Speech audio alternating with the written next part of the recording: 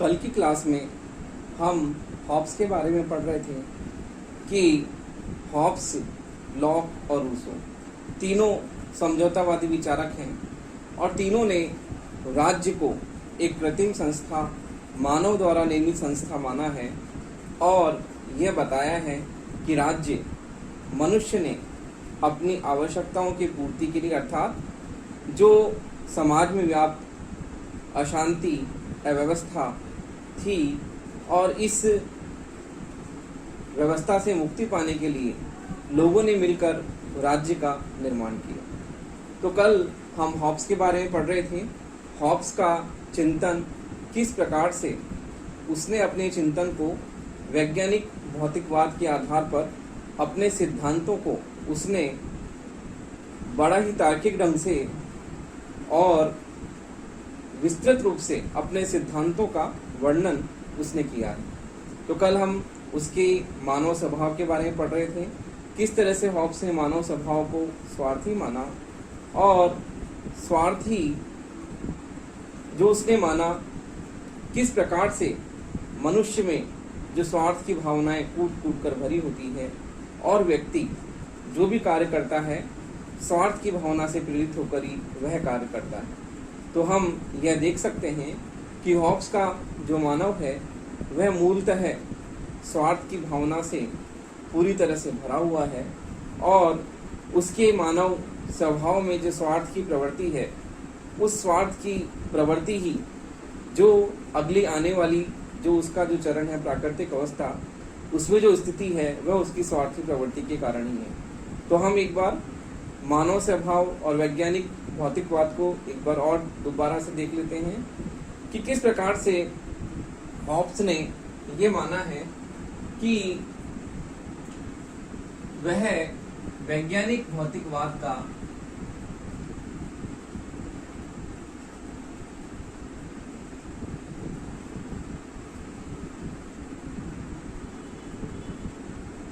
प्रणेता है,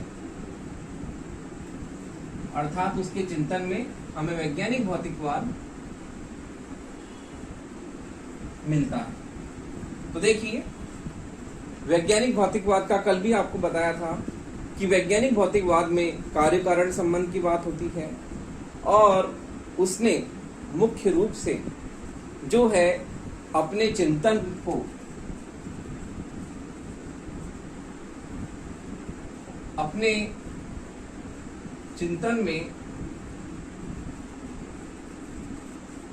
पदार्थ को प्रमुख माना है, पदार्थ को प्रमुख माना है। तो देखिए, पदार्थ शब्द आते ही आपको एक विचारक की और स्मृति आती है, अर्थात एक विचारक और हमें याद आता है जिसके चिंतन का मूल बिंदु पदार्थ है, जैसे कि कार्ल मार्क्स। कार्ल मार्क्स ने भी अपने चिंतन का मूल जो माना है पदार्थ को माना है कि पदार्थ जो है मैटर, वो क्या है, सारी आर्थिक शक्तियों का नियंता है और पदार्थ के कारण ही पूरा जो सांसारिक जगत है वह चलायमान है। अर्थात पदार्थ प्रकृति का मूल है और प्रकृति का मूल होने के कारण पूरे विश्व में जो भी घटनाएं होती हैं वो सभी घटनाओं का कारक है कौन है, पदार्थ, मैटर। तो हॉब्स भी उसी बात को करता है, पदार्थ को अपने चिंतन का प्रमुख आधार मानता है और भौतिक वातावरण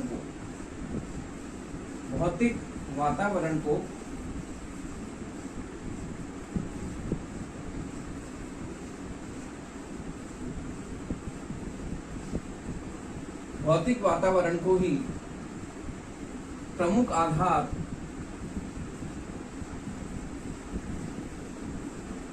मानता है।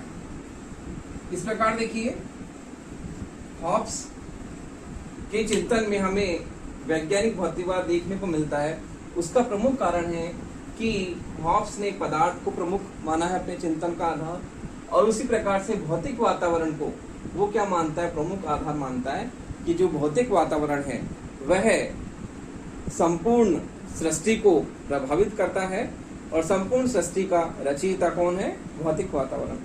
तो भौतिक वातावरण को वह अपने चिंतन का प्रमुख आधार मानता है और ये कहता है कि भौतिक वातावरण से जो भी गतिविधियां हैं, जो भी सांसारिक क्रियाएं हैं, वो सब भौतिक वातावरण से क्या होती हैं, प्रभावित होती है। उन सभी का आधार क्या है, भौतिक वातावरण। तो इस प्रकार से हॉब्स अपने चिंतन में भौतिकता को अपना प्रमुख आधार मानता है और आध्यात्मिकता को, देखिए, आध्यात्मिकता का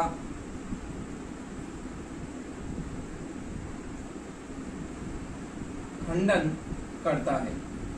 किस प्रकार से हॉब्स जो मध्ययुगीन जो विचार था, अर्थात चर्च की प्रभुसत्ता और चर्च की प्रभुसत्ता के साथ साथ धार्मिक मान्यताएं, धार्मिक विश्वास, धार्मिक जो भी अंधविश्वास, पाखंड, इन सब का हमें मध्ययुगीन विचारकों के चिंतन में हमें ये सब चीजें देखने को मिलती हैं कि उनके धार्मिक विश्वास हैं, धार्मिक उनकी मान्यताएं, उन सब से उनका चिंतन क्या है, प्रभावित है कहीं ना कहीं। जैसे कि एक्विनास का चिंतन आध्यात्मिकता से प्रभावित होने के कारण ही वो चर्च की सत्ता को राज्य की सत्ता से भी सर्वोपरि मानता है, अर्थात चर्च की सत्ता जो है उस चर्च की सत्ता के अधीन राज्य की सत्ता है। लेकिन हॉब्स अपने चिंतन को बिल्कुल इसके विपरीत खड़ा करता है और ये कहता है कि भौतिक वातावरण क्या है, वही प्रमुख आधार है पूरी सृष्टि का, और पदार्थ क्या है, पदार्थ इन सब चीजों का प्रमुख आधार है। मूल क्या है, पदार्थ। तो देखिए, पदार्थ को वो मूल मानता है, मूल आधार पदार्थ को मानता है और भौतिक वातावरण को ही सब कुछ मानता है। इस तरह से हॉब्स का जो चिंतन है वो मध्ययुगीन विचारकों का जो चिंतन, आध्यात्मिक विश्वास या आध्यात्मिकता का हॉब्स पूरी तरह से खंडन करता है। तो हॉब्स के चिंतन में हमें वैज्ञानिक भौतिकवाद की झलक हमने कल भी आपको बताया था, उसको दोबारा से मैंने एक बार फिर आपको बताने का प्रयास किया है कि किस प्रकार से वैज्ञानिक भौतिकवाद है। क्योंकि जब तक कि स्पष्ट नहीं होगा तो आपको पता नहीं चलेगा कि वैज्ञानिक भौतिकवाद होता क्या है। तो इसलिए मैंने आपको वापस से क्रमबद्ध रूप से बताने का प्रयास किया है कि पदार्थ है, फिर भौतिक वातावरण है और भौतिक वातावरण को वो मानता है, तो इसलिए वो आध्यात्मिकता का पूरी तरह से खंडन करता है। और उसके चिंतन में हमें सबसे पहले मानव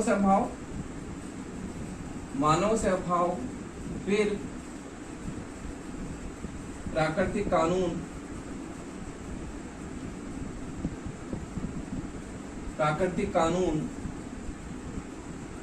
प्राकृतिक अवस्था और फिर समझौता, अर्थात राज्य क्यों है। हॉब्स के चिंतन में हमें कार्य कारण संबंधों की स्पष्ट झलक देखने को मिलती है और इसके चिंतन में हमें ये भी देखने को मिलता है किस प्रकार से हॉब्स अपना जो अध्ययन करता है या अपने विचारों का जो प्रस्तुतिकरण करता है, अपने विचारों को रखता है, अपने सिद्धांतों का निर्माण करता है, उसमें हमें एक क्रमबद्ध और व्यवस्थित स्वरूप में देखने को मिलता है कि किस प्रकार से हॉब्स अपने चिंतन को वैज्ञानिक आधारों पर, तार्किकता के आधार पर अपने सिद्धांतों का निर्माण करता है और अपने सिद्धांतों का निर्माण करने के कारण ही वह कार्य कारण संबंधों को प्रमुख रूप से मानता है।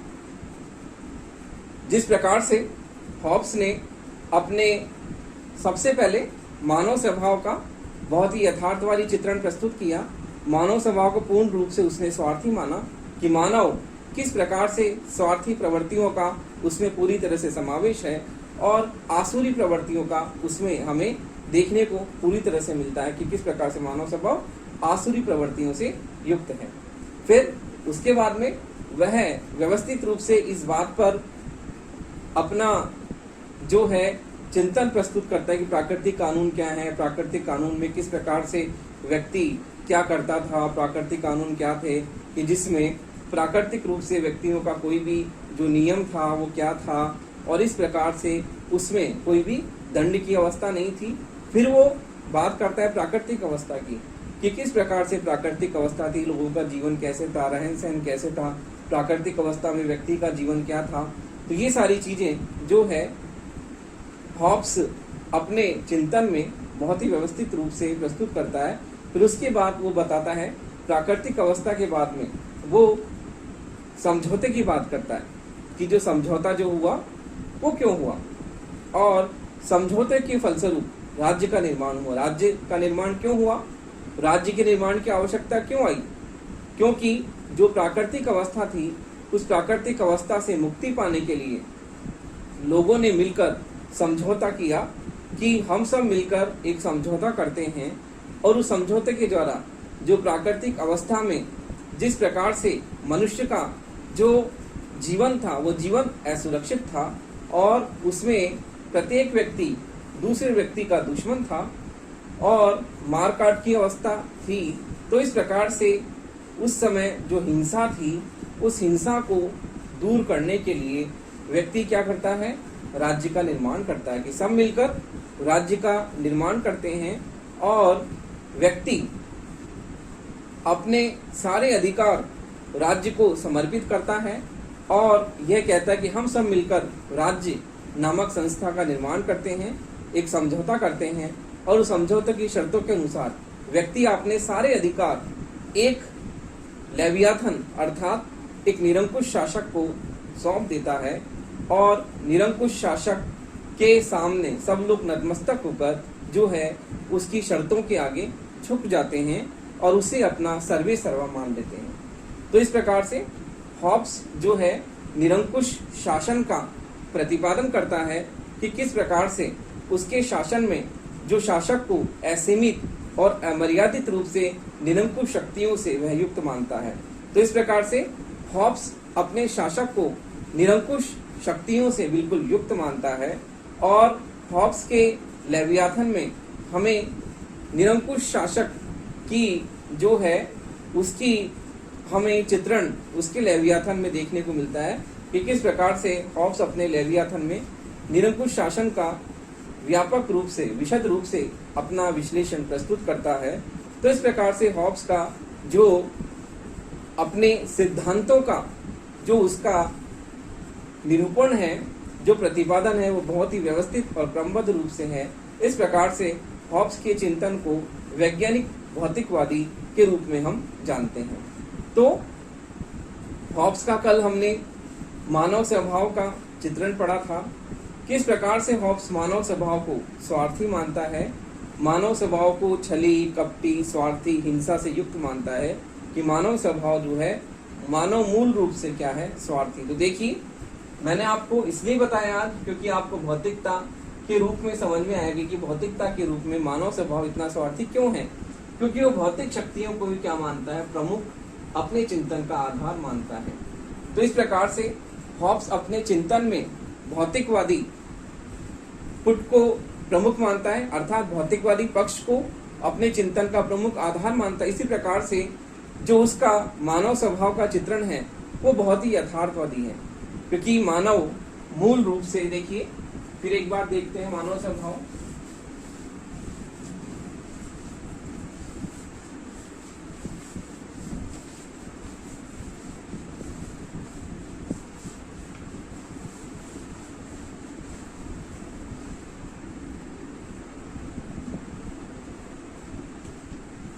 मानव स्वभाव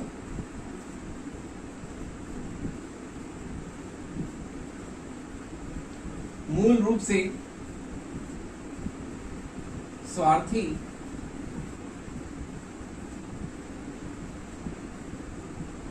छल, कपट,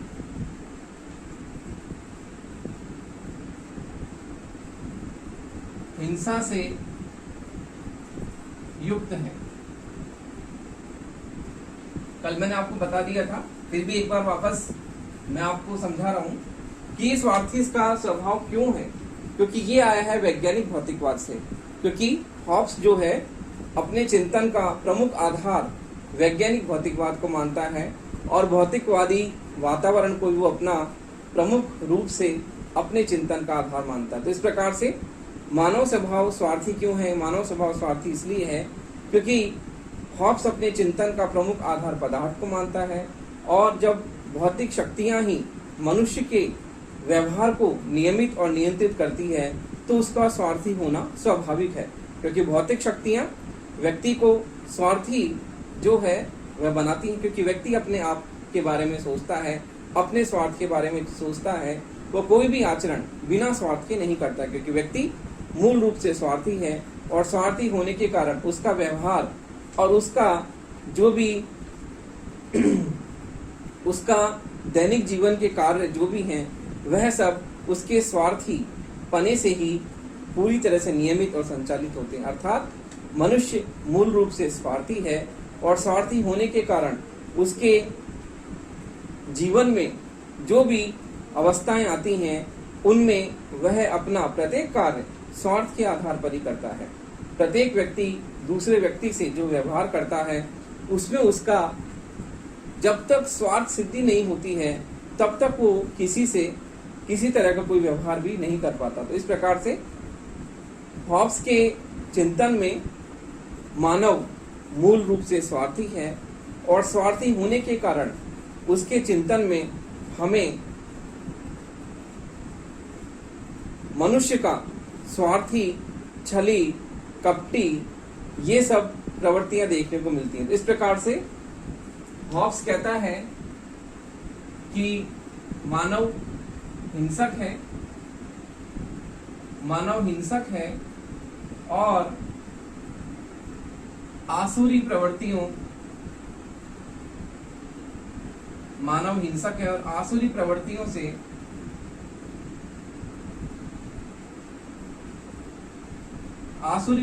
से युक्त है। मनुष्य का स्वभाव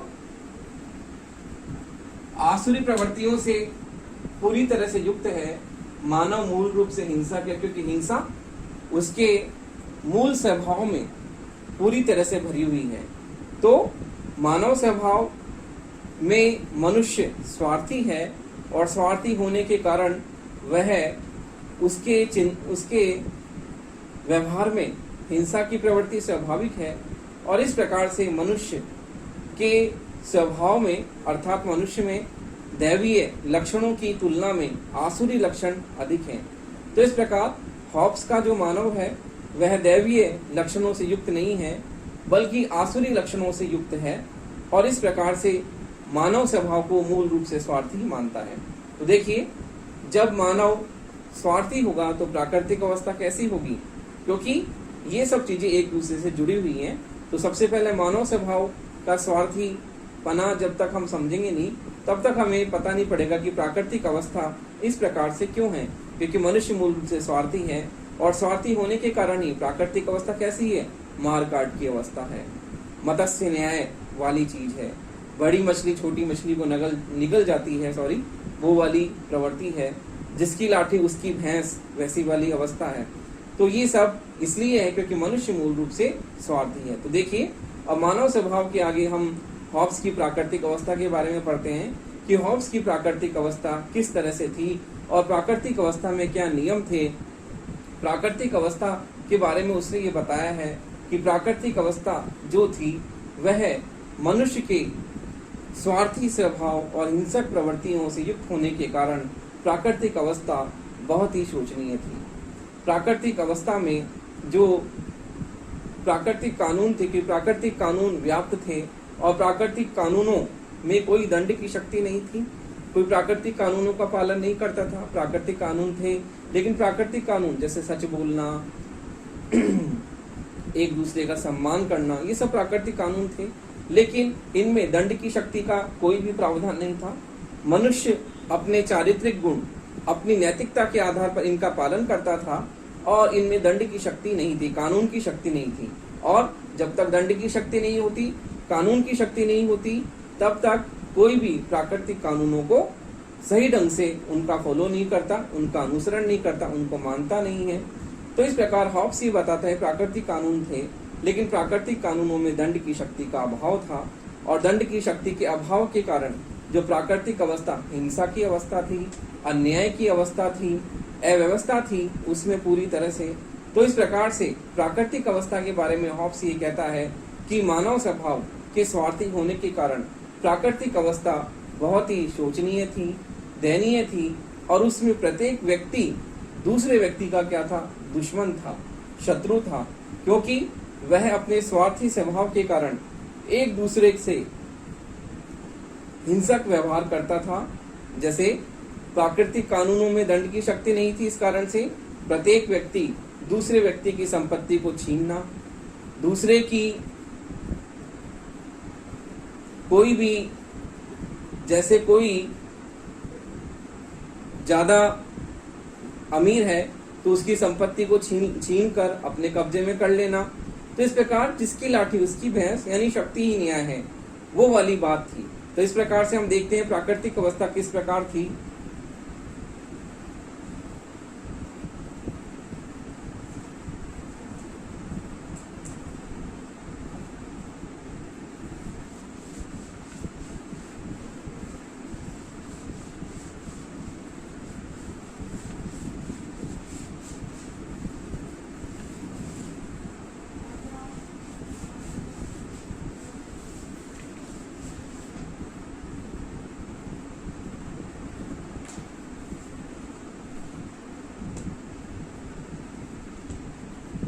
देखिए प्राकृतिक अवस्था के बारे में हम देखते हैं। प्राकृतिक अवस्था क्या थी?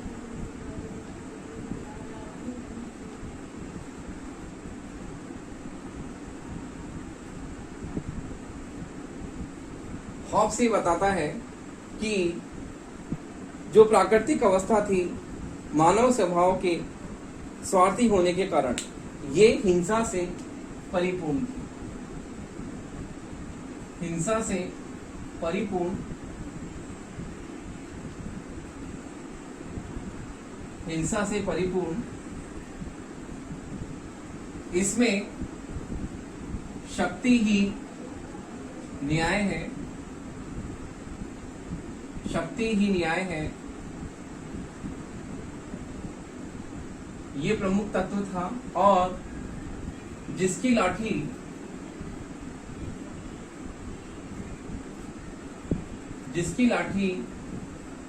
उसकी भैंस, जिसकी लाठी उसकी भैंस या मत्स्य न्याय। देखिए इन अवधारणाओं को हम समझते हैं, इन कहावतों को हम शुरू से सुनते आ रहे हैं, लेकिन फिर भी इनके बारे में हम बात करते हैं कि प्राकृतिक अवस्था हिंसा से परिपूर्ण थी और शक्ति क्या है? न्याय का स्रोत थी। अर्थात जिसके पास में ज्यादा शक्ति थी, ज्यादा बल था, वही क्या करता था? न्याय का स्रोत था, क्योंकि शक्तिशाली का हित, वही न्याय की बात इसमें प्राकृतिक अवस्था में सिद्ध होती है। तो इस प्रकार से जो हॉब्स है उसकी प्राकृतिक अवस्था में जिसकी लाठी उसकी भैंस वाली कहावत चरितार्थ थी। अर्थात जिस व्यक्ति के पास में शक्ति है, संपत्ति उसी की है। अर्थात प्राकृतिक अवस्था में हिंसा का बोलबाला था, मारकाट की अवस्था थी, प्रत्येक व्यक्ति दूसरे व्यक्ति का दुश्मन था और वह एक दूसरे से ईर्ष्या द्वेष की भावना रखता था। इस कारण से लोगों में प्राकृतिक अविश्वास था, ईर्ष्या द्वेष की भावना थी, जिस कारण से मनुष्य के स्वार्थी स्वभाव के कारण ये सारी प्रवृत्तियां मनुष्य में जो है वह उसमें थी। तो इस कारण से प्राकृतिक अवस्था में हम देखते हैं जिसकी लाठी उसकी भैंस, अर्थात जिस व्यक्ति के पास में शक्ति है वही संपत्ति उसी की है। अर्थात लड़ाई झगड़ा होता था संपत्ति के कारण, लेकिन जिसकी लाठी उसकी भैंस। और मत्स्य न्याय, मत्स्य न्याय का मतलब होता है इसमें बड़ी मछली छोटी मछली को निगल जाती है, बड़ी मछली छोटी मछली को निगल जाती, इसे हम क्या कहते हैं? मत्स्य न्याय। और इसे हम जंगल का नियम भी कहते हैं। जंगल का नियम, जिसकी लाठी उसकी भैंस वाला जंगल का नियम ही है। जंगल का नियम, जिसकी लाठी उसकी भैंस, ये जंगल का नियम ही है। जिसके पास में शक्ति है, चीज उसी की है, संपत्ति उसी की है।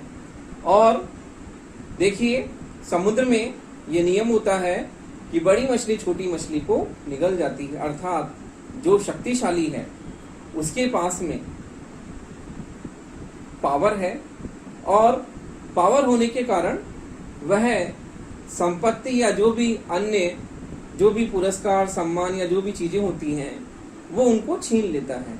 क्योंकि प्राकृतिक अवस्था मानव स्वभाव की आसुरी प्रवृत्तियों के कारण प्राकृतिक अवस्था ऐसी थी, क्योंकि मनुष्य हिंसा से युक्त था, स्वार्थी स्वभाव से युक्त था। इस प्रकार मनुष्य की हिंसक प्रवृत्तियों के कारण प्राकृतिक अवस्था दीनहीन, एकाकी, पाश्विक, क्षणिक, क्षणभंगुर थी, जो मैं आपको आगे बताने वाला हूँ। तो प्राकृतिक अवस्था जंगल के नियम से चलती थी। इसमें जिसके पास में शक्ति है, अर्थात जिसके पास में शक्ति अधिक है, वही क्या है, सर्वे सर्वा है।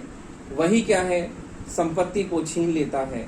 वही क्या करता है, दूसरे के अधिकारों को छीन लेता है, दूसरे की वस्तुओं को छीन लेता है, अपने अधिकार क्षेत्र में ले लेता है। इस प्रकार से हॉब्स ये कहता है कि प्राकृतिक अवस्था में इस तरह की जो अशांति, अव्यवस्था, जो हिंसा वाली स्थिति, मारकाट की स्थिति थी, उसके कारण से आगे जो समझौता होता है वह इसी कारण से होता है, राज्य का निर्माण इसी कारण से होता है, क्योंकि व्यक्ति इन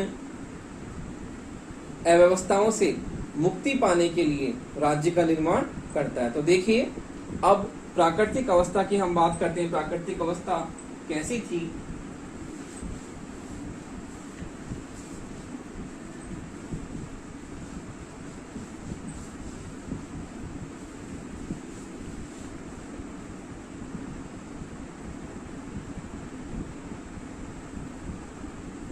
देखिए, प्राकृतिक अवस्था दीन हीन, एकाकी, पाश्विक, क्षणिक और क्षणभंगुर एक ही चीज है, क्षणभंगुर थी। देखिए, दीनहीन, एकाकी, पाश्विक, क्षणिक और क्षणभंगुर थी प्राकृतिक अवस्था। इसमें व्यक्ति दूसरे व्यक्ति का शत्रु होता है, दुश्मन होता है, क्योंकि हिंसक प्रवृत्तियों के कारण उसमें पाश्विक और आसुरी प्रवृत्तियां उसमें आ जाती हैं, जिस कारण से वह हिंसा से कभी भी नहीं चूकता। वह एक दूसरे से हिंसा करता है, दूसरे की संपत्तियों को छीनने के लिए हमेशा तैयार रहता है, और उसका जीवन कैसा है, एकाकी, अर्थात वह समुदाय में रहकर भी एकाकी होता है, क्योंकि वह एक दूसरे से हिंसा का व्यवहार करता है, छीना झपटी करता है, मारकाट करता है। तो उसका जीवन कैसा, एकाकी है। चोरी करता है और कोई भी घृणित कृत्य करता है, कार्य करता है, और क्षणिक और क्षणभंगुर जीवन ऐसा था जिस प्रकार से पानी का बुलबुला होता है, और कभी भी पानी का बुलबुला स्वतः ही उठता है और स्वतः ही समाप्त हो जाता है। तो मनुष्य का जीवन भी इसी प्रकार से था। जिस प्रकार से पानी का बुलबुला होता है वो कभी भी उठ जाता है और स्वतः ही समाप्त हो जाता है, इस प्रकार से मनुष्य का जीवन भी ऐसे ही था। क्योंकि प्राकृतिक अवस्था में मारकाट की अवस्था थी, प्राकृतिक अवस्था हिंसा से परिपूर्ण थी, अन्याय से परिपूर्ण थी। तो इस प्रकार से मनुष्य का जीवन भी क्षणिक था। अगले पल का भरोसा नहीं था कि व्यक्ति जीवित रह पाएगा, नहीं रह पाएगा, क्योंकि उसमें हिंसा ज्यादा थी। तो इस कारण से प्राकृतिक अवस्था दीनहीन, एकाकी, पाश्विक और क्षणिक थी। तो देखिए, प्राकृतिक अवस्था की हम विशेषताएं देखते हैं। क्या विशेषताएं हैं?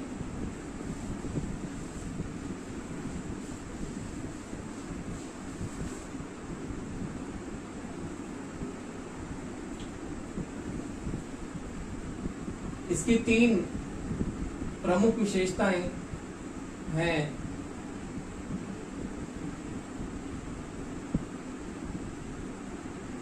पहला तो है इसमें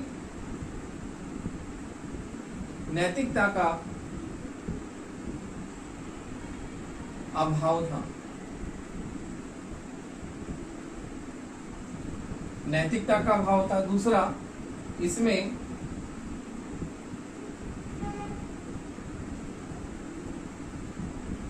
सत्य असत्य,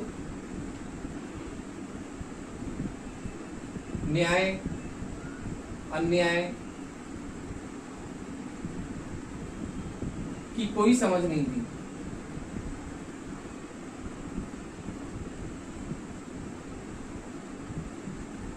फिर है तीसरा, इसमें निजी संपत्ति का अभाव था। तो देखिए, प्राकृतिक व्यवस्था की तीन प्रमुख विशेषताएं हैं। इसमें नैतिकता का अभाव था, अर्थात इसमें नैतिकता नहीं थी। किस प्रकार से व्यक्ति नैतिक नियमों के अनुरूप अर्थात मॉरलिटी के हिसाब से उसे किस प्रकार से अपना व्यवहार करना है। जिस प्रकार से मनुष्य सदाचार से प्रेरित होता है और नैतिकता के आधार पर अपना व्यवहार करता है, वो इसमें शून्य था। फिर है सत्य असत, न्याय अन्याय। व्यक्ति में इतनी समझ नहीं थी, अर्थात उसमें हिंसा इतनी ज्यादा व्याप्त थी कि वह व्यवहार का मापदंड तय नहीं कर पाता था कि व्यवहार में उसे सब अच्छा बुरा, सही गलत, न्याय अन्याय किस प्रकार से व्यवहार को उसको सही गलत के मापदंडों पर व्यवहार करना है। तीसरा है निजी संपत्ति। इसमें व्यक्तिगत संपत्ति का अभाव था, क्योंकि निजी संपत्ति जो थी वह सुरक्षित नहीं थी और व्यक्ति के पास में निजी संपत्ति का अभाव था, क्योंकि प्रत्येक व्यक्ति दूसरे की संपत्ति को छीनने का प्रयास करता था, क्योंकि उसके मूल स्वभाव में क्या थी, हिंसा व्याप्त थी। तो इस प्रकार से प्राकृतिक अवस्था जो थी वह बहुत ही शोचनीय, दयनीय और निंदनीय थी। और इस प्रकार से प्राकृतिक अवस्था में जो हिंसा का बोलबाला था और मानव का जीवन क्षणिक था, असुरक्षित था, सुरक्षा का अभाव था, उसके जीवन की सुरक्षा नहीं थी। और इन प्राकृतिक अवस्था में व्याप्त इन कमियों को पूरा करने के लिए व्यक्ति समझौता करता है और फिर समझौते के द्वारा राज्य का निर्माण होता है।